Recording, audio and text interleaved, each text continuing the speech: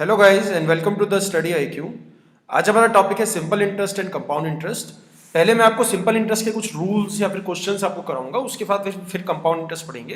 Compound interest की उसके बाद देखते हैं कि क्या क्या ट्रिक्स बन सकती हैं या फिर शॉर्टकट्स या फिर कॉन्सेप्ट बन सकते हैं। ठीक है, तो सिंपल इंटरेस्ट से स्टार्ट करता हूँ। तो कुछ टर्म्स रहेंगी, ठीक है, जो कुछ टर्म्स रहेंगी जो आपको ध्यान में रखनी पड़ेंगी। जैसे फर्स्ट सबसे पहले हो गया प्रिंसिपल। प्रिंसिपल क्या हो गया? भाई जितना पैसा मैंने ब्याज पे जो है लगाया है। प्रिंसिपल का मतलब क्या होगा? भाई जितना पैसा मैंने ब्याज पे लगाया है इनिशियली, उसको मैं प्रिंसिपल कहता हूँ। उसके बाद आ जाएगा रेट ऑफ इंटरेस्ट, यानी कि कितने परसेंट के ब्याज दर पे लगाया है, यानी कि ब्याज की दर को मैं क्या कहूंगा? Rate of interest. उसके बाद आ जाएगा टाइम पीरियड, यानी कि कितने टाइम के लिए लगाया है। और एक हो जाएगा अमाउंट। अमाउंट का मतलब क्या होगा? कितना पैसा मेरे को उस टाइम के बाद वापसी मिलता है। प्रिंसिपल और अमाउंट में फर्क क्या है? अगर मैं प्रिंसिपल में इंटरेस्ट प्लस कर देता हूं, अगर मैं प्रिंसिपल में इंटरेस्ट प्लस कर देता हूं तो मिल क्या जाएगा आपको? अमाउंट। अमाउंट मतलब कितना पैसा आपको वापसी मिला है। ठीक है, तो ये कुछ टर्म्स है जो आपको ध्यान रखनी पड़ेगी। तो सिंपल इंटरेस्ट का एक फॉर्मूला आपको याद करना पड़ेगा, भी सबको पता होगा, P multiply R multiply T divided by 100, यानी कि PRT डिवाइडेड बाय 100। ठीक है, तो सिंपल इंटरेस्ट का जो बेसिक मतलब है उसका मतलब क्या हो गया? जैसे लेट सपोज मैंने 1000 रुपीज एक साल के लिए इन्वेस्ट करे हैं बैंक में, और बैंक मेरे को 10% का ब्याज दर देता है, यानी कि 10% पर एनम। ये चीज ध्यान रखना भी, पर एनम का मतलब क्या हो गया? एक साल के लिए। एक साल के लिए जो ब्याज की दर है वो क्या है? 10%। तो at the end of the year के अंत में जो मेरे अकाउंट में पैसा बन जाएगा वो भी बन जाएगा 1000 का 10%, उसमें उठा के प्लस कर दोगे। 1000 का 10% क्या हो गया? अभी 100 रुपीज, यानी कि जो ब्याज कमाया है मैंने वो 100 रुपीज कमाया है, तो मेरे अकाउंट में 1100 रुपए बन गए हैं। अब सिंपल इंटरेस्ट में मैं क्या करता हूं? बैंक गया हूं तो 100 रुपए लेके वापसी आ गया हूं, मूलधन वहीं का वहीं छोड़ दिया है, यानी कि प्रिंसिपल वहीं का वहीं छोड़ दिया है। तो इस तरीके से सिंपल इंटरेस्ट के केस में प्रिंसिपल आपको हर एक साल बराबर रखना है। जितना पैसा मैं पहले लगा रहा था उतना ही पैसा हर एक साल की स्टार्टिंग में रहेगा। यानी कि आप खाली बैंक जा रहे हो, इंटरेस्ट लेके आ गए हो, तो प्रिंसिपल जो है वो हमेशा सेम रहेगा। प्रिंसिपल हमेशा सेम रहेगा और इंटरेस्ट की जो अमाउंट रहेगी वो भी हमेशा आपको सिंपल इंटरेस्ट के केस में सेम मिलेगी। तो क्या क्या चीज सेम है? प्रिंसिपल सेम है और इंटरेस्ट सेम है। ठीक है, तो ये दो कॉन्सेप्ट हैं। सिंपल इंटरेस्ट के केस में प्रिंसिपल अगर 1000 रुपीज आपने डिपॉजिट करें फर्स्ट ईयर, तो सेकंड ईयर भी 1000 रुपीज पे इंटरेस्ट जो है लगाना है, थर्ड ईयर भी 1000 रुपीज पे ही इंटरेस्ट लगेगा। ठीक है, तो principal would be same and the interest would be also same. ठीक है, तो स्टार्ट करते हैं with the help of question. तो क्वेश्चन आपको दिया गया है, in how many years the simple interest on the principal be equal to the principal at the rate of 25% per annum. यानी कि जो सिंपल इंटरेस्ट है वो प्रिंसिपल के बराबर मेरे को मिल जाए अगर ब्याज की दर जो है 25% है, तो ऐसा भी कितने सालों में हो सकता है? ठीक है, तो सिंपल सा मतलब यह है भी, अगर मैंने P पैसा लगाया है तो मेरे को जो ब्याज मिल रहा है वो भी P रुपीज ही मिल रहा है, यानी कि this is what? This is interest. तो अगर मैं फॉर्मूला लगाऊंगा P multiply R multiply T divided by 100, इस फॉर्मूले की मदद से आपको मिलता क्या था? Simple interest. तो सिंपल इंटरेस्ट इस केस में क्या है? P है, क्योंकि आपने P पैसा लगाया, जितना पैसा लगाया है उसके बराबर ही आपको ब्याज मिल रहा है, तो यहां पे भी क्या आ जाएगा? P। ठीक है, यहां पे भी क्या आ जाएगा? P। अब वैल्यू देखते हैं, P से P तो कट जाएगा। ठीक है, P से P तो कट जाएगा, तो यहां पे मिल जाएगा R। रेट ऑफ इंटरेस्ट क्या दिया आपको? 25%, multiply by T divided by 100 is equal to 1। तो यहां से T की वैल्यू क्या आ जाएगी? ये इसको काट देगा 4 पे, तो T क्या आ गया? 4 साल में ऐसा हो सकता है, 4 साल में ऐसा पॉसिबल है। ठीक है, तो एक इस टाइप के क्वेश्चंस आ जाते हैं। सिंपल इंटरेस्ट में दो ही टाइप के क्वेश्चन बनते हैं। एक ये क्वेश्चन है, कभी वो डायरेक्ट नहीं पूछेगा कि सिंपल इंटरेस्ट क्या है, वो इजी इजी है, बिल्कुल बेसिक क्वेश्चन है, वैसे क्वेश्चन आपके एग्जाम में नहीं आते हैं। ठीक है, वन मोर टाइप। अब इस वाले क्वेश्चन में क्या दिया है? The principal become 5 times of itself in the 10 years. अगर मैंने 100 रुपए लगाए थे, ठीक है, तो what should be the rate of interest per annum? यानी कि 10 साल के अंदर अंदर पैसा जो है मेरा 5 गुना बन गया है। तो अगर मैंने 100 रुपीज इन्वेस्ट करे थे तो मेरे को 500 रुपए मिले हैं। 500 रुपए जो मिले हैं उसमें 100 रुपए तो मेरे थे ही। भाई इस चीज को समझना, अगर पैसा 5 गुना हुआ है तो कितने गुना आपने ब्याज कमाया है? भाई अगर 100 रुपए लगाने के बाद 500 रुपए मिले हैं तो 500 में 100 रुपए तो मेरे थे ही जो मैंने स्टार्टिंग में लगाए थे, तो मैंने 400 रुपए कमाए हैं, यानी कि 400 रुपए कमाए हैं, यानी कि 4 गुना कमाया है। अगर 5 गुना पैसा हुआ है तो 4 गुना कमा हो गया। इंटरेस्ट जो ब्याज है वो क्या है? क्या मिलेगा? 4 गुना। तो अगर मैंने P पैसा लगाया है, P मल्टीप्लाई बाय R, इस क्वेश्चन में क्या दिया है? T दिया है आपको, क्या दिया है? 10 साल। डिवाइड किससे कर दोगे? 100 से। तो इक्वल टू में जो आएगा, जो ब्याज आपको डालना है, अगर P पैसा लगा रहे हो तो 5P बन गया है पैसा, जो ब्याज कमाया है वो 4P कमाया है, तो यहां पे क्या आएगा? 4P। P से P कट जाएगा, ये काट देगा इसको 10 पे, तो रेट ऑफ इंटरेस्ट क्या आ जाएगा? 40% per annum is the right answer. I hope ये आपको समझ में आया होगा। एक क्वेश्चन भी ऐसा बन सकता है अगर वो 5 गुना पैसा करेगा तो 4 गुना आपको ब्याज लेना है। अगर वो 20 गुना पैसा करता है तो 19 गुना ब्याज कमाया है आपने, क्योंकि 1 गुना तो आपने लगाया ही था, वो मिला के 500 दे रहा है वो वापसी। ठीक है, वन मोर क्वेश्चन।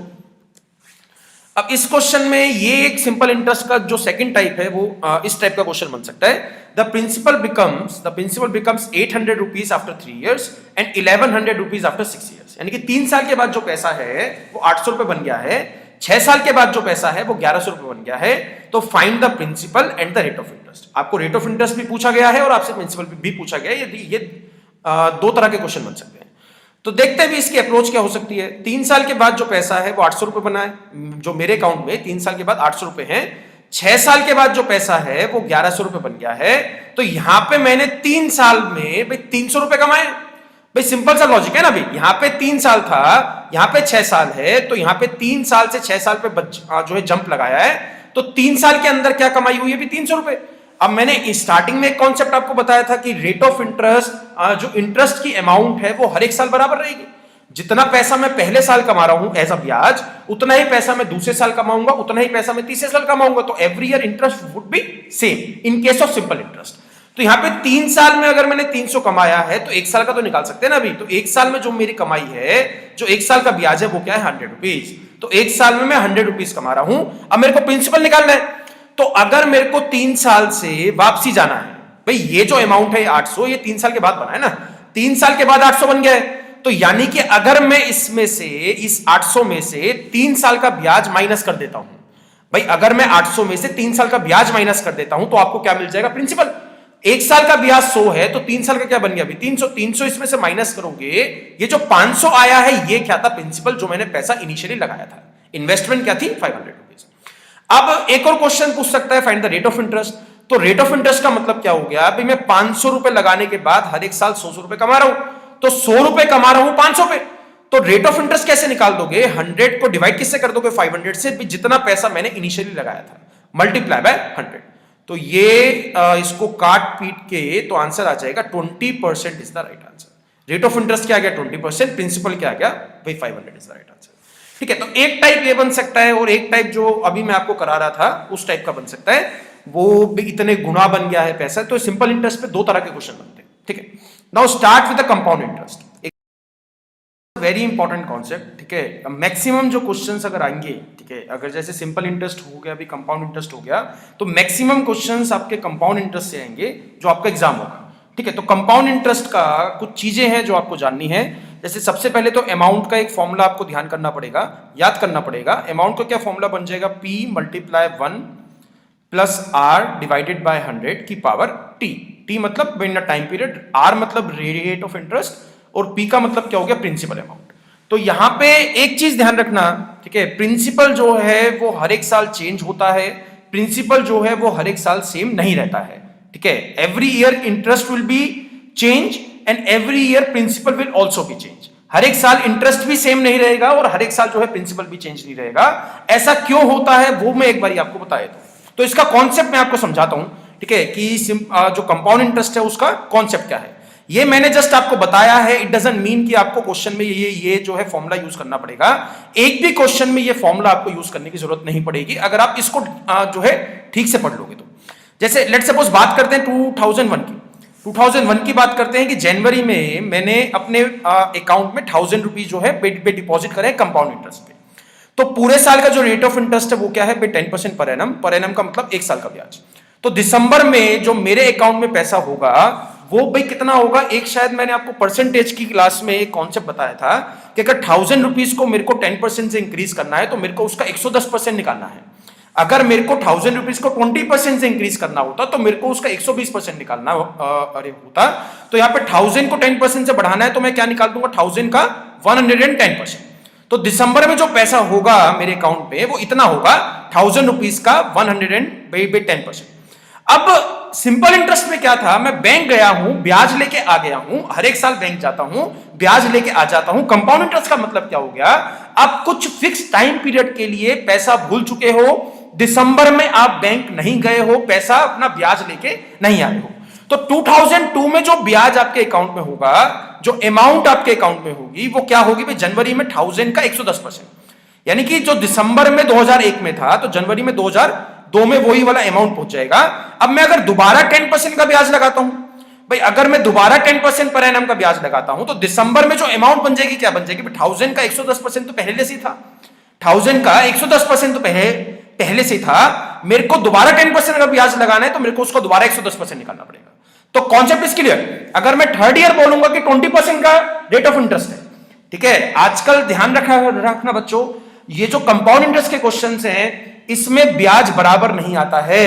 ये जो फॉर्मूला मैं यूज कर सकता हूं, कब यूज कर सकता हूं, जब इंटरेस्ट बराबर हो, रेट ऑफ इंटरेस्ट बराबर हो। बट आजकल जो क्वेश्चंस आ रहे हैं, पहले साल 10% दे देगा, दूसरे साल 20% दे देगा, तीसरे साल 30% का ब्याज दे देगा। तो अगर मैं बोलता हूं 2003 में जो रेट ऑफ इंटरेस्ट है वो 20% का है, तो इसी वाली अमाउंट के साथ आप क्या करोगे, इसका 120% निकाल दोगे, क्योंकि तीसरे साल ये मेरे को 20% से बढ़ाना है। तो ये सीरीज इसी तरीके से जो है आपको इसी तरीके से ध्यान रखनी है, इसी तरीके से चलती जाएगी। 1000 का 110% निकाल दिया, बिकॉज पहले साल 10% ब्याज था, पहली बारी मेरे को 10% से बढ़ाना है, दूसरे साल 10% का ब्याज था तो मेरे को दूसरी बार भी 10% से बढ़ाना है, तो मेरे को दोबारा उसका 110% निकालना होगा। तीसरे साल 20% का ब्याज है तो मेरे को 20% से बढ़ाना है तो मेरे को उसका 120% निकालना होगा। ठीक है, आई होप ये आपको समझ में आया होगा।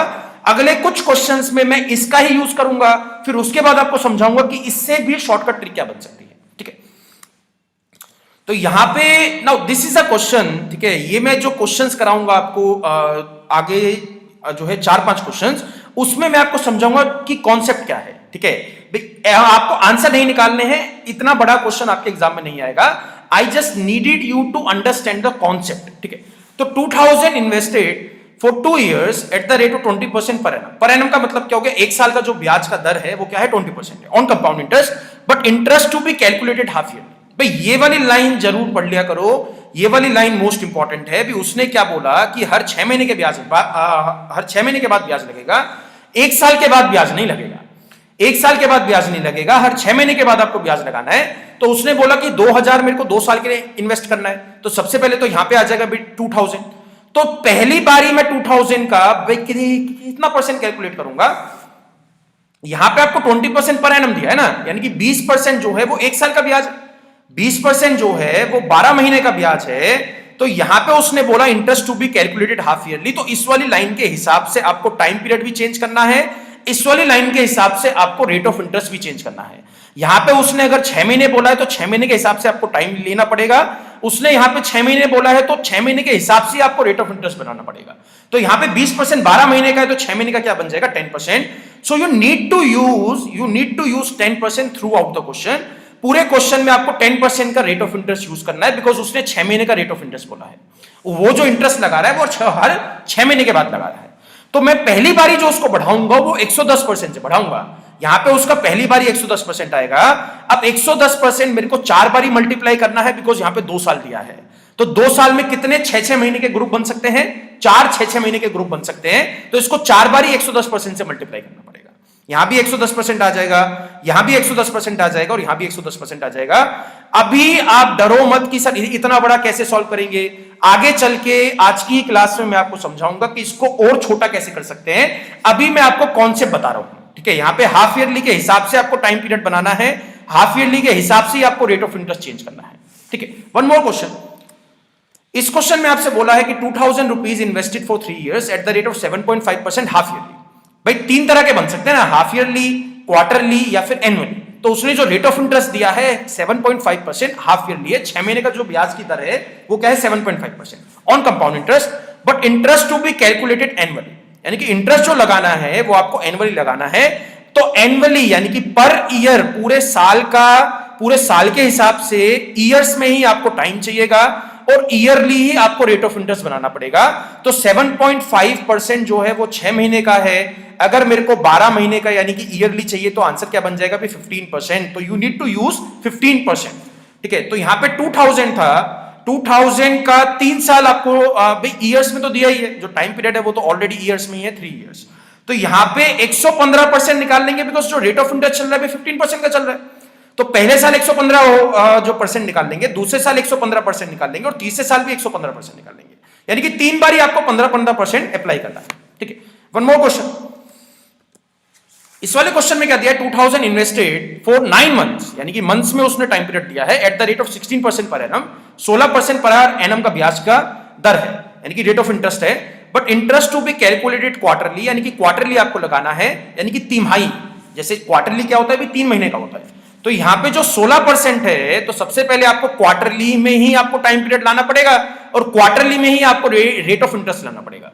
तो 16% जो है वो 12 महीने का है, तो अगर मेरे को 3 महीने का निकालना है तो डिवाइड करोगे 4 से, तो इसको 4 से डिवाइड करोगे तो क्या आ जाएगा 4%, यानी कि you need to use 4% throughout the question. तो यहां पे 2000 था, 2000 को सबसे पहले, अब यहां पे टाइम पीरियड जो दिया है वो आपको 9 मंथ्स का दिया है, तो 9 महीने में 3 महीने के ग्रुप बन सकते हैं। पहला 3 महीना, दूसरा 3 महीना, फिर जो है तीसरा 3 महीना। तो यहां पे 104% पहली बारी आ गया फॉर द फर्स्ट 3 मंथ्स, दूसरी बारी 104% आ गया फॉर द नेक्स्ट 3 मंथ्स, तीसरी बारी 104% आ गया फॉर द नेक्स्ट 3 मंथ्स। तो this is the right answer. इसको सॉल्व करोगे तो क्या मिलेगा आपको, अमाउंट। इसको सॉल्व करोगे तो क्या मिलेगा, अमाउंट मिलेगी। ठीक है, one more question, one more concept. ठीक है, तो यहां पे आपको दिया गया है 2000 rupees invested for 2 years 6 months, ठीक है, 2 साल 6 महीने, at the rate of 5% half yearly on the compound interest, but interest to be calculated annually. ठीक है, इंटरेस्ट जो लगाना है वो आपको एनुअली लगाना है, then find the amount after 2 years 6 months। तो यहां पे एक चीज क्लियर है भाई, 5% जो दिया है, सबसे पहले तो रेट ऑफ इंटरेस्ट बराबर कर लो, 6 महीने का है तो 1 साल का क्या बन जाएगा भी 10%, 1 साल का बन जाएगा 10%, यानी कि 12 महीने का जो ब्याज दर बन गया क्या बन गया 10%। तो आपको 2000, अब यहां पे टाइम पीरियड जब चेक करोगे भी एनुअली, भाई 2 साल तो कंप्लीट ईयर्स में है ही, 6 महीने को देखते हैं क्या करेंगे। तो सबसे पहले 2 साल का निकाल लेते हैं। तो पहले साल 110% निकालना पड़ेगा, दूसरे साल भी 110% निकालना पड़ेगा। अब जो तीसरा साल है उसका पूरा आपको इंटरेस्ट कैलकुलेट नहीं करना है, उसमें खाली 6 महीने का इंटरेस्ट आपको कैलकुलेट करना है। तो 6 महीने का इंटरेस्ट रेट आपको निकालना पड़ेगा। जब आपको 6 महीने का रेट ऑफ इंटरेस्ट कैलकुलेट करना है तो 6 महीने का रेट ऑफ इंटरेस्ट निकालो कि रेट ऑफ इंटरेस्ट क्या आएगा भी 5% हाफ ईयरली था, तो इसको मैं दोबारा 105% से मल्टीप्लाई कर दूंगा। तो ये आ गई है अमाउंट आफ्टर 2 years 6 months। ठीक है, आई होप ये कॉन्सेप्ट आपको समझ में आया होगा। ये चीज जरूर देखना भी, ये वाली लाइन आपको जरूर चेक करनी है, interest to be calculated annually. तो एनुअली के हिसाब से ही टाइम पीरियड बनाओ, एनुअली के हिसाब से ही रेट ऑफ इंटरेस्ट बनाओ। ठीक है, यहां पे 6 महीने एक्स्ट्रा थे, तो 6 महीनों का निकालना है तो 6 महीने का ही रेट ऑफ इंटरेस्ट चाहिएगा। तो 10% आप यूज नहीं कर सकते हो, क्योंकि 10% किसका था, 12 महीने का था। ठीक है, अब यहां से कॉन्सेप्ट थोड़ा सा स्टार्ट करते हैं। ठीक है, कॉन्सेप्ट हमने किया है, अब यहां से थोड़ी जो है ना ट्रिक्स स्टार्ट करते हैं कि ट्रिक क्या बन सकती है। तो यहां पे जो है इस क्वेश्चन में अगर आप देखते हो तो 5000 invested on compound interest for 2 years at the rate of 10% per annum, then find the amount and the interest after 2 years। Amount भी आपसे पूछा गया है और ब्याज भी आपसे पूछा गया है, इंटरेस्ट की अमाउंट क्या बन जाएगी। तो यहां पे एक चीज क्लियर है, अगर मैं पहले वाले मेथड से इसको सॉल्व करूंगा, 5000 को पहले 110% निकालना है for the first year, then second year मेरे को दोबारा उसका 110% निकालना है। तो ये क्या मिल जाएगा आपको, अमाउंट। ये क्या मिल जाएगा, अमाउंट। अगर आपको इंटरेस्ट निकालना है तो अमाउंट में से प्रिंसिपल माइनस कर दोगे तो ब्याज आपको मिल जाएगा। बट इससे भी ज्यादा शॉर्टकट इसका क्या बन सकता है, जैसे 10% आपको 2 बार यूज करना था ना, पहला 10% है फिर दूसरा 10% है, तो 10% आपको 2 बार यूज ना करना पड़े, कोई सिंगल परसेंट बनाने के लिए उसका फॉर्मूला क्या है, effective percentage a plus B plus A multiply B divided by 100। ये जो फॉर्मूला है ये 2% को एक करने के लिए है, यानी कि 2 बारी 10% कैलकुलेट ना करना पड़े, कोई सिंगल परसेंट निकाल देते हैं। तो यहां पे a की वैल्यू क्या आ जाएगी भी 10, b की भी वैल्यू क्या आ जाएगी 10, प्लस 10 मल्टीप्लाई 10 डिवाइडेड बाय 100। तो इसको सॉल्व करोगे तो क्या आ जाएगा 21%, यानी कि 21% आपको सिंगल हैंडेड कैलकुलेट करना है, 10% 2 बारी कैलकुलेट नहीं करना है। तो उसने अगर पूछा है इंटरेस्ट क्या होगा, तो 5000 का डायरेक्ट आपको क्या निकालना है 21%, तो आंसर क्या बन जाएगा 1050। तो this is the right answer. भाई आई होप ये आपको समझ में आया होगा। ये फॉर्मूला मैं कब यूज कर सकता हूं, जब 2% को सिंगल करना है। नेक्स्ट क्वेश्चन कराऊंगा जिसमें 3% को कैसे करेंगे वो मैं आपको सिखाऊंगा। बट ये वाला फॉर्मूला कैसे है, ये वाला फॉर्मूला कब यूज कर सकते हो, जब 2% को सिंगल करना है। जैसे 10% की जगह आपको 21% निकालना था। अगर वो मेरे से अमाउंट पूछता है, तो मैं 5000 का 121% निकाल दूंगा, बिकॉज मेरे को 21% से अमाउंट बढ़ानी है। मेरे को जो प्रिंसिपल है वो 21% से बढ़ाना है, तो मेरे को उसका 121% निकालना है। तो यहां से आंसर क्या आ जाएगा 6050 इज द अमाउंट और 1050 इज द इंटरेस्ट। ठीक है, वन मोर क्वेश्चन। अब इस क्वेश्चन में क्या था, 1000 rupees invested for 3 years, rate of interest is 10%, 20%, 10% for the first, second and third year respectively, then find the amount after 3 years। Now believe me guys, ठीक है, जो आजकल जो एग्जाम्स में क्वेश्चन आ रहे हैं उसमें रेट ऑफ इंटरेस्ट जो है वो सारे सालों का बराबर नहीं देता है। कई क्वेश्चंस आते हैं जिसमें पहले साल का कुछ इंटरेस्ट दिया है, रेट ऑफ इंटरेस्ट दिया है, फिर दूसरे साल का कुछ रेट ऑफ इंटरेस्ट दिया है, तीसरे साल का कुछ रेट ऑफ इंटरेस्ट दिया है।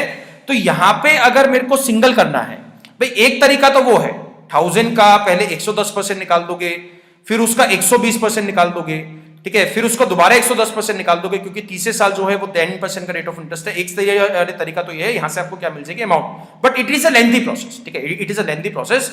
तो मैं क्या करूंगा, 10 और 20 को तो भाई कंबाइन कर सकता हूं। अगर मेरे को 3 परसेंटेजेस को कंबाइन करना है तो उसके लिए क्या करोगे आप, पहले इन दोनों को कंबाइन कर लो, पहले 10 और 20 को कंबाइन कर लो। तो कंबाइन करने के लिए क्या करोगे, 10 plus 20 plus 10 multiply 20 divided by 100, तो ये हो जाएगा 32%।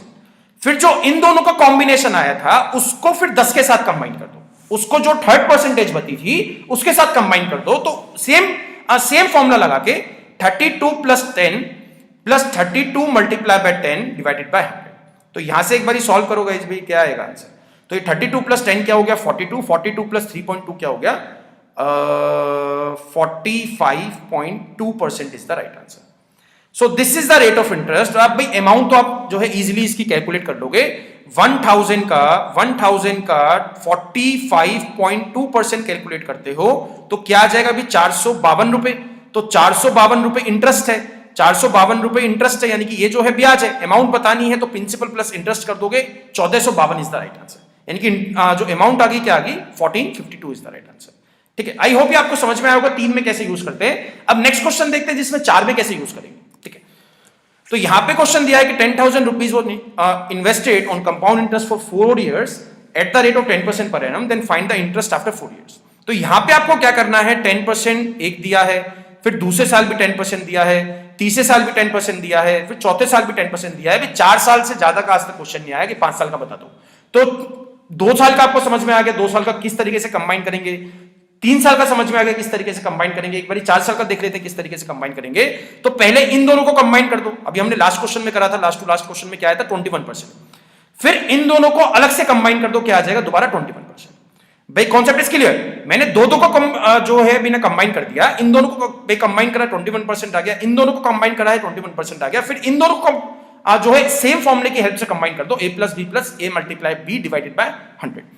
तो कंबाइन करोगे तो क्या आ जाएगा 21 plus 21 plus 21 multiply 21 divided by 100। तो आंसर क्या आ जाएगा 46.41% is the right answer. This is the single percentage. Find the interest. तो 10,000 का आप क्या निकाल दोगे 46.41%, ये आंसर बन जाएगा। क्या आ जाएगा आंसर, तो ये आ जाएगा 4641 रुपए। ये जो है इंटरेस्ट है, ये आपका अरे आंसर बन गया। ठीक है, तो ये ट्रिक आपको समझ में आई होगी।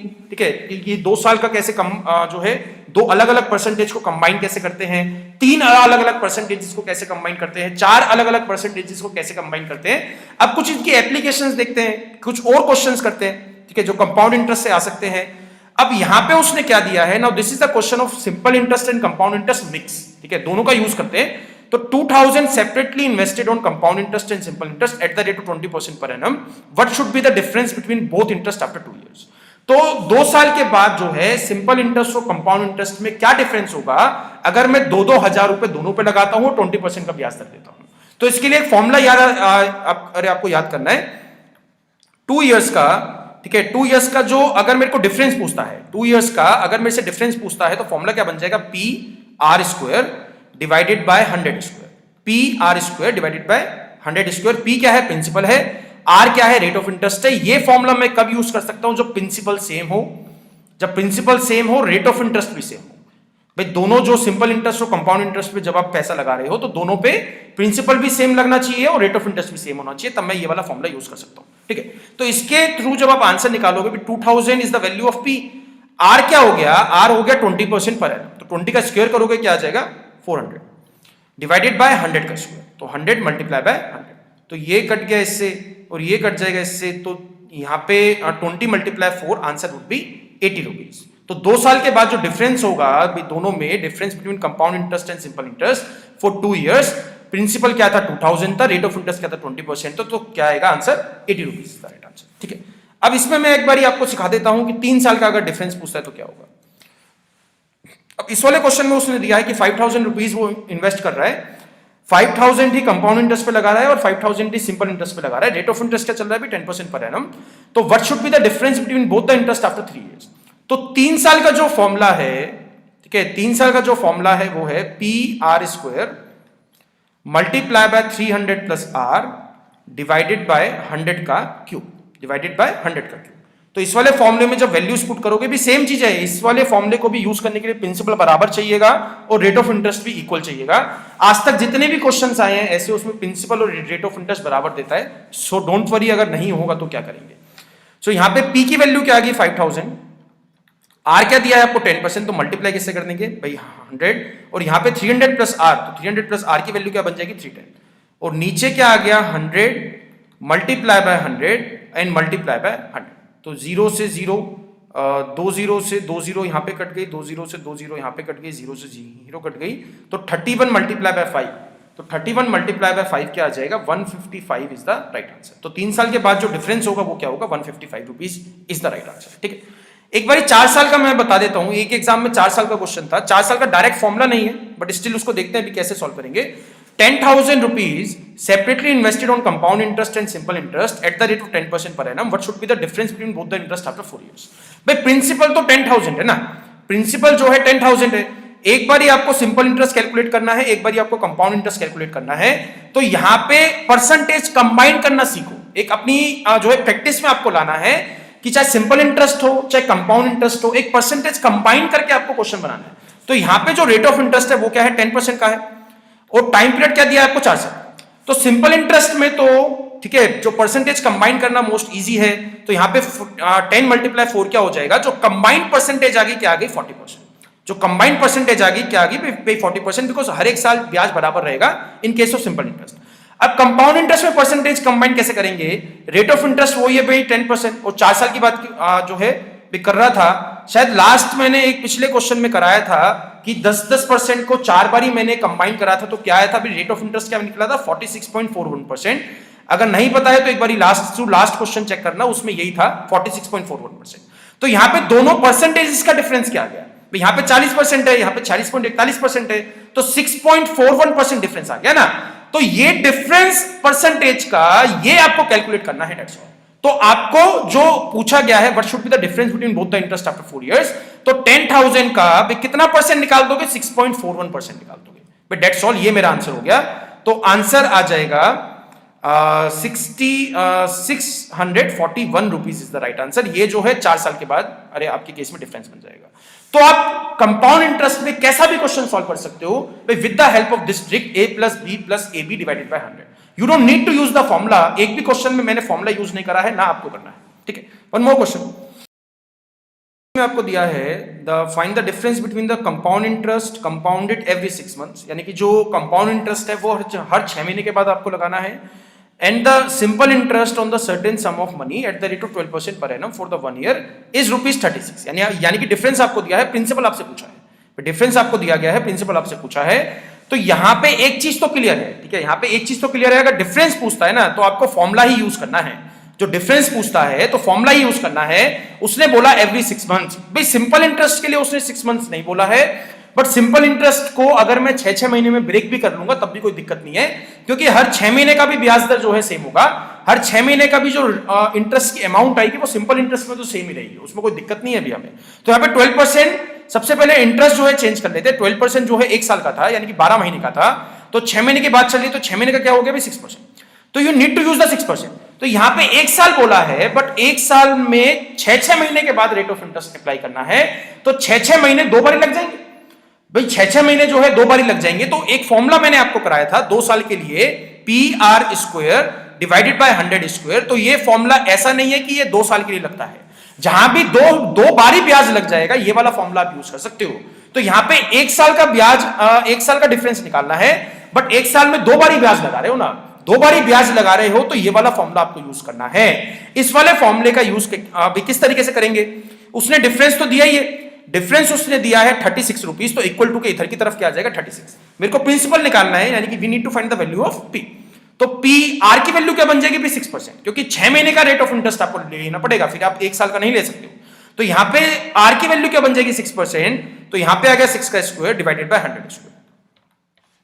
तो यहां से जब आगे की तरफ इसको सॉल्व करोगे 36 P multiply 36 divided by 100 multiply by 100, तो ये 36 से तो 36 कट जाएगा, तो पी की वैल्यू क्या मिल जाएगी 100 मल्टीप्लाई 100 क्या आ गया 10,000, तो 10,000 वाज द प्रिंसिपल। ये है इसका राइट आंसर।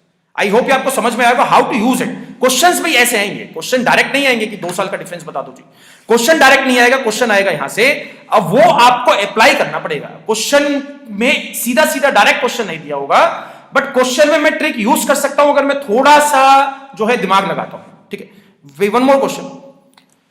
इस क्वेश्चन में क्या दिया है, then find the difference between simple interest and compound interest on 1200 rupees for 1 year at the rate of 10% per annum, interest to be calculated half yearly. Same question है जो पहले किया था, सेम टाइप का क्वेश्चन है। यहां पे आपको प्रिंसिपल क्या दिया है 1200 रुपए, 1200 रुपए पे आपको ब्याज निकालना है, 1 साल का निकालना है, 1 साल का जो है दोनों का डिफरेंस बताना है, सिंपल इंटरेस्ट और पे कंपाउंड इंटरेस्ट का। बट रेट ऑफ इंटरेस्ट जो है वो 10% पर एनम लगाना है, रेट ऑफ इंटरेस्ट जो है वो 10% पर एनम है, बट इंटरेस्ट हाफ ईयरली लगाना है, यानी कि 6 महीने के बाद लगाना है। तो 10% 12 महीने का है, तो 6 महीने का क्या हो जाएगा, 6 महीने का हो जाएगा भी 5%, 6 महीने का क्या आ जाएगा 5%। तो यहां पे 5% के हिसाब से आपको डिफरेंस निकालना है। फॉर्मुला में यूज कर सकता हूं P R square divided by 100 square, formula में यूज कर सकता हूं। तो यहां पे पी की वैल्यू क्या दी आपको 1200 रुपीज मल्टीप्लाई बाय आर क्या दिया है आपको 5%, आर आपको 5% दिया नहीं है, वो मैंने निकाला है because interest to be calculated half yearly बोला था। तो यहां पे 5 का स्क्वायर करोगे क्या आ जाएगा 25 डिवाइडेड बाय 100 मल्टीप्लाई बाय 100। ठीक है, तो यहां से जब इसको सॉल्व करोगे तो क्या आ जाएगा, ये कट गया 4 पे और 4 इसको काट देगा 3 पे, तो आंसर क्या आ गया अभी 3 rupees is the right answer. जो डिफरेंस आएगा सिंपल इंटरेस्ट और कंपाउंड इंटरेस्ट का 1 साल के बाद, जब मैं ब्याज जो है एवरी 6 मंथ्स लगाता हूं, और प्रिंसिपल आपको 1200 दिया है, रेट ऑफ इंटरेस्ट आपको 10% पर एनम दिया है। आई होप ये आपको समझ में आया होगा। ठीक है, वन मोर क्वेश्चन। ये वाला क्वेश्चन आपके एग्जाम में मिल जाता है या फिर नहीं भी मिलता है, it is not a like fixed question, but still you need to know this question. A sum of money doubles itself, यानी कि पैसा जो है अपने आप को भाई डबल कर लेता है। कंपाउंड इंटरेस्ट का क्वेश्चन है, एक 15 साल, एक 15 साल में अगर मैंने 100 रुपए लगाए हैं तो 200 रुपीज बन गए। इन how many years will it become 8 times of itself with the same rate of interest. तो यहां पे एक सीधा सा कॉन्सेप्ट मैं बताता हूं। ठीक है, तो यहां पे जैसे 100 रुपीज अगर मैं इन्वेस्ट करता हूं, ठीक है 100 रुपीज में इन्वेस्ट करता हूं, तो 100 का 200 बन जाएगा, 100 का 200 बन जाएगा आफ्टर 15 ईयर्स, यानी कि 15 साल के बाद, यानी कि 15 साल का जो हिसाब किताब है वो क्या है, 15 साल में पैसा विल गेट डबल, ये है इसका मतलब। ठीक है, तो 100 का 200 जो है रुपीज बन गए हैं with the time period of 15 years. तो यहां पे मैंने क्या करा, इस तो 200 रुपए 15 साल के बाद बने थे, उसको मैंने दोबारा 15 साल के लिए लगा दिया, उसको मैंने दोबारा 15 साल के लिए लगा दिया, तो 200 का क्या बन जाएगा 400, 15 साल और लगे हैं 400 बनने में।